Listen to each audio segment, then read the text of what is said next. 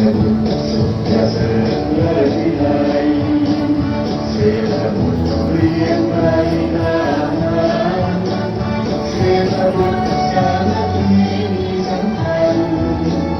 เศรษฐบุตรยึดมั่นบุญญาธรรมพรหมิหารสีนั้นวันคงดำรงเมตตาสงสารกรุณาต่อผู้ทุกข์ทรมานที่นานสุขสันต์ปวงชนพระพุทธามีจิตยินดีสุขสี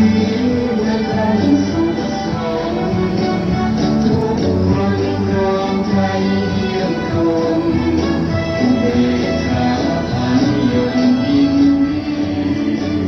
ช่วยของเราเกิดไปสูง